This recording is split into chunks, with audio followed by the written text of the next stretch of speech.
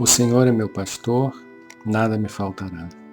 Caminhar me faz em verdes pastos. Guia-me mansamente a águas tranquilas, refrigera minha alma. Guia-me pelas veredas da justiça por amor de seu nome.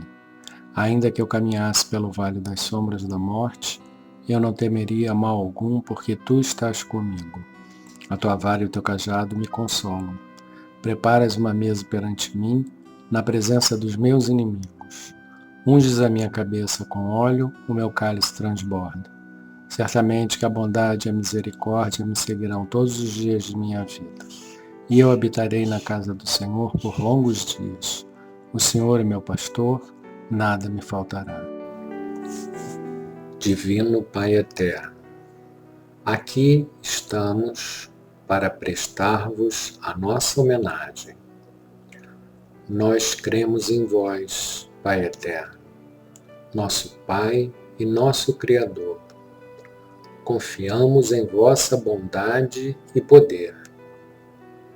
Queremos amar-vos sempre, cumprindo os vossos mandamentos e servindo ao vosso Filho Jesus na pessoa de nossos irmãos.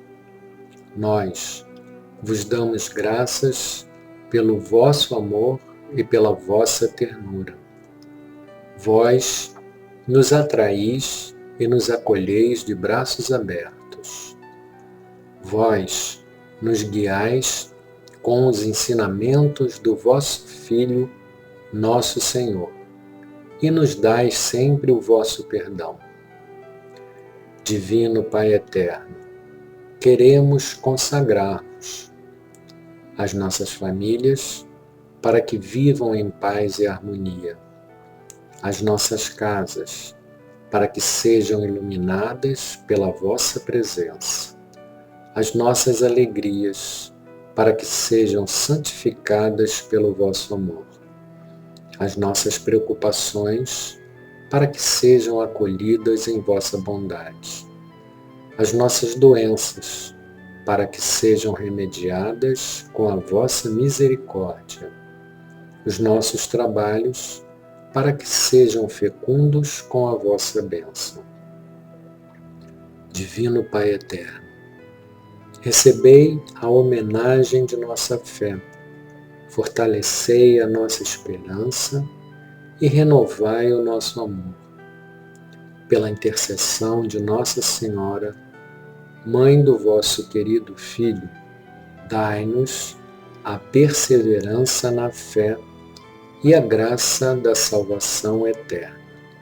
Que assim seja. Pai nosso que estais no céu, santificado seja o vosso nome. Venha a nós o vosso reino.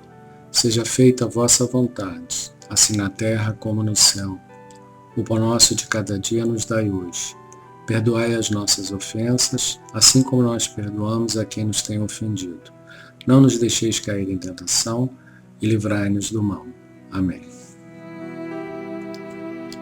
Ave Maria, cheia de graça, o Senhor é convosco. Bendita sois vós entre as mulheres. Bendito é o fruto de vosso ventre, Jesus. Santa Maria, Mãe de Jesus, rogai por nós, os pecadores, agora e na hora de nossa morte. Amém. Saudamos a Trindade Divina, Pai, Espírito Santo e Espaço Virgem. Saudamos o Cristo, Filho unigênito do Pai.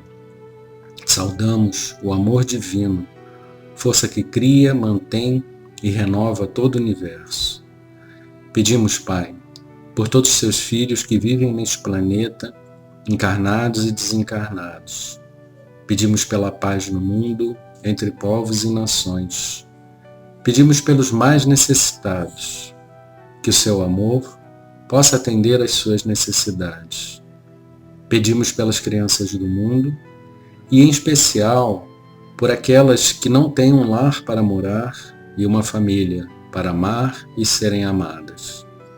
Pedimos por todos que ajudam a Creche Santa Clara e os programas sociais da CFA. Da sabedoria do Evangelho de Torres Pastorino, o surdo gago, Marcos capítulo 7, versículos 31 a 37. De novo, retirou-se das fronteiras de Tiro e de Sidom e foi para o mar da Galileia, por meio do território da Decápole. E trouxeram-lhe um surdo gago, e pediram-lhe que pusesse a mão sobre ele. Tirando-o da multidão, Jesus levou-o à parte, pôs seus dedos nos ouvidos dele e, cuspindo, tocou-lhe a língua. Depois, erguendo os olhos ao céu, suspirou e disse: Abre-te. E foram abertos seus ouvidos, e logo se lhe rompeu o freio da língua, e falava corretamente. Recomendou-lhes Jesus que a ninguém o dissessem, mas quanto mais o recomendava, tanto mais eles o divulgavam. E admiravam-se imensamente, dizendo: Fez bem todas as coisas, faz os surdos ouvirem e os mudos falarem. A narrativa é peculiar às anotações de Marcos e apresenta pormenores valiosos à interpretação.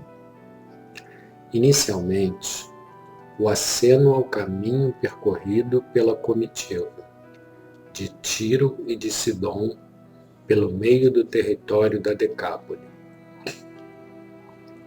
Isso nos revela que de Tiro, Jesus se dirigiu mais para o norte, atravessando Sidom e tomando a estrada que leva a Damasco, a leste, alcançando as encostas meridionais do Líbano, no Hermon.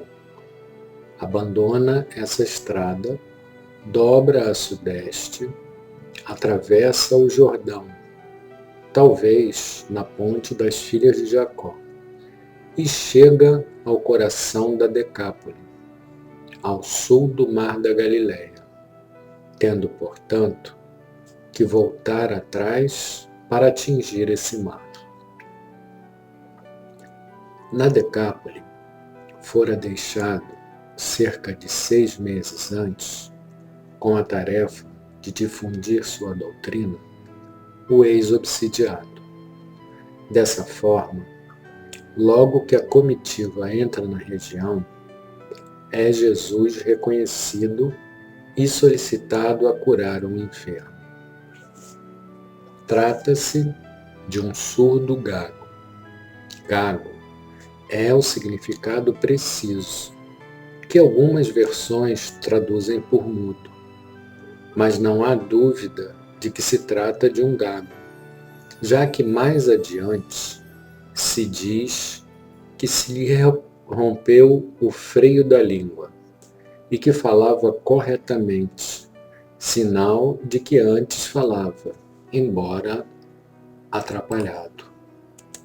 O pedido é feito para que Jesus lhe imponha as mãos, tradicional gesto que até hoje permanece nos denominados passes que Jesus tanto empregava. Mas a técnica usada aqui por Jesus difere da normal. Ele leva o doente para longe da multidão. Depois, em vez de utilizar seus poderes maravilhosos, dá uma simples ordem. Vemos que emprega pequeno ritual mágico. Encosta os dedos fisicamente nas orelhas do enfermo. A seguir, cospe, possivelmente nas pontas dos dedos, e com sua saliva toca a língua do gago.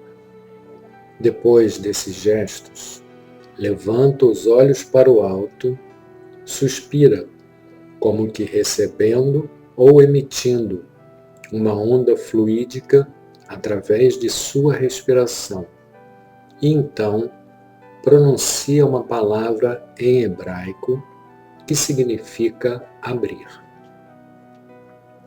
Observemos de passagem como mais uma prova de que Jesus e seus discípulos falavam normalmente o grego, que todas as vezes em que era proferida pelo Mestre uma palavra ou a expressão em hebraico, é, por Marcos, citada a palavra ou expressão no original, como coisa digna de ser notada e de registrar-se.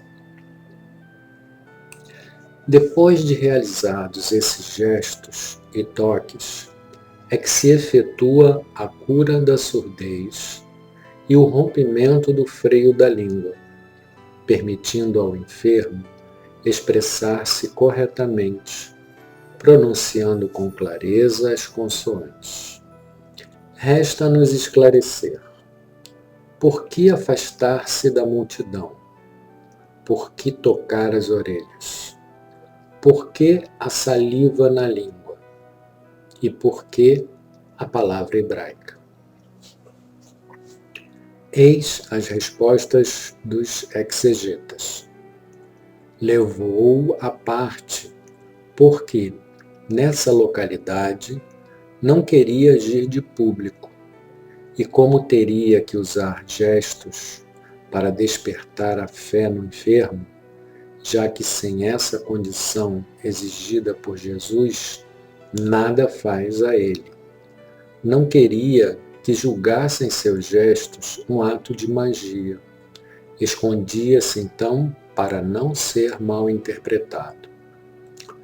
Tocou as orelhas porque, sendo o enfermo surdo, não podia ouvir as explicações e Jesus só podia demonstrar a ele o que ia fazer tocando-lhe as partes afetadas. Tocou-lhe a língua com saliva, por seguir a tradição rabínica que dizia ter a saliva, sobretudo em jejum, poderes curativos, embora aí se saliente a cura das doenças dos olhos. Com efeito, além deste passo, encontraremos outras duas curas realizadas por Jesus, servindo-se o Mestre da saliva, ambas para curar cegos. Proferiu a palavra como uma súplica de que se realizasse a cura, e isso constituía mais uma razão para afastar-se, já que os preceitos rabínicos proibiam terminantemente quaisquer palavras quando se tratavam chagas ou enfermidades, para evitar a crença em efeitos mágicos de palavras. As três razões apresentadas podem parecer ponderáveis, mas apenas para efeito externo. No entanto, consideremos que Jesus curava publicamente as multidões sem necessidade de tocar nos enfermos. Alguma razão havia, e muito mais forte que essas razões externas, para agir assim. Vê-lo-emos. A seguir, vem a habitual proibição de divulgar o ocorrido, naturalmente não obedecida. E o impacto que causa a cura é descrito com a expressiva palavra hiperadmiração, donde ser aplicada a Jesus a palavra de Isaías, que o próprio Jesus já aplicara a si mesmo, quando respondeu aos emissários do Batista. Aqui descobrimos que existe um ensinamento simbólico, além do fato real da cura. Inicialmente, indaguemos por que anotou tão cuidadosamente o evangelista o roteiro anormal de Jesus. De Tiro, o caminho mais direto para o mar da Galileia seria a estrada que ligava Tiro a Cafarnaum, quase em linha reta, no próprio território galileu, passando por Giscala e Corozaim, cerca de 60 quilômetros, isto é, 3 dias de marcha. No entanto, fez uma jornada muito mais longa, dando uma volta de mais de 150 quilômetros.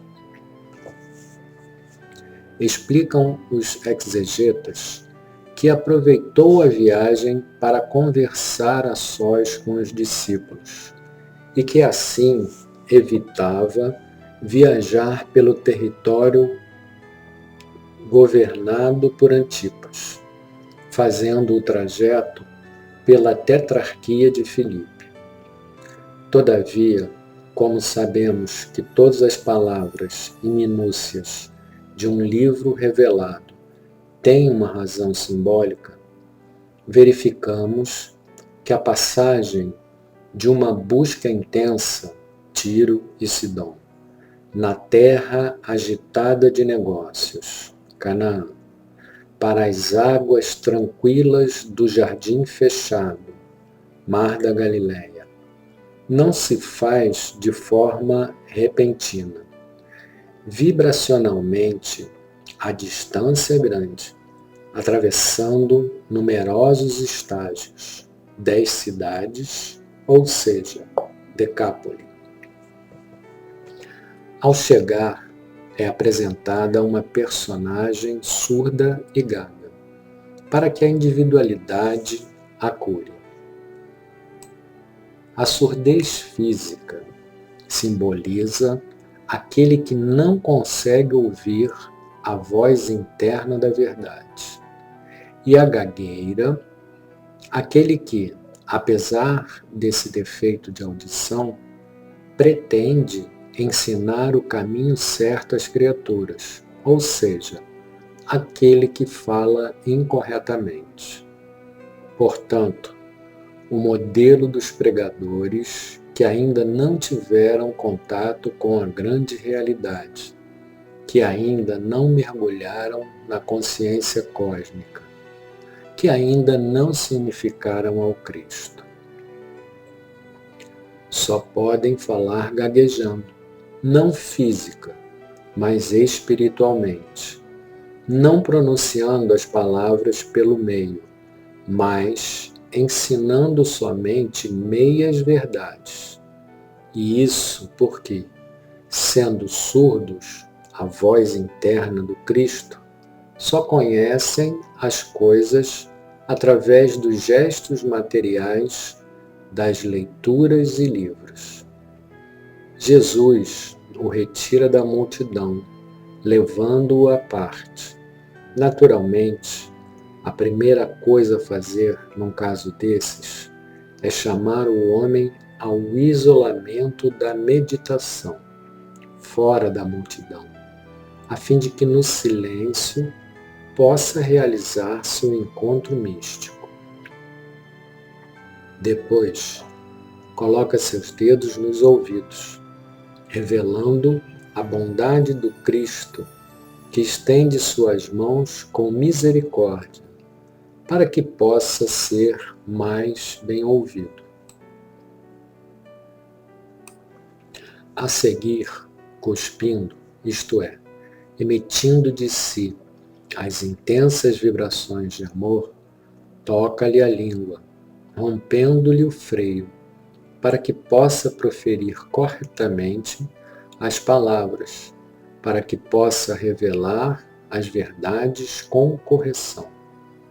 Elevando então sua tônica ao máximo, erguendo os olhos ao céu, profere a palavra, o som criador, abre-te. O sentido do termo é revelador da necessidade da criatura nesse ponto. É exatamente a de abrir os canais superiores do espírito para a união com o Cristo. Observe-se um pormenor de sumo interesse para a nossa vida prática. Cristo, ao ver que o homem era surdo à voz interna e ensinava meias verdades, não tem uma palavra sequer de condenação, não o faz silenciar, não o despreza. Ao invés, chama-o à parte para abrir-lhe o caminho certo da evolução, para ajudá-lo, para reajustá-lo à verdade. O resultado dessa ação do Cristo é que o homem teve seus ouvidos abertos para a voz divina. E então, note-se a propriedade da expressão. Falava corretamente, pregando certo, divulgando as verdades reais, ensinando as verdadeiras realidades. Não é dito que passou a falar fluentemente, mas corretamente, falar certo, de acordo com a verdade.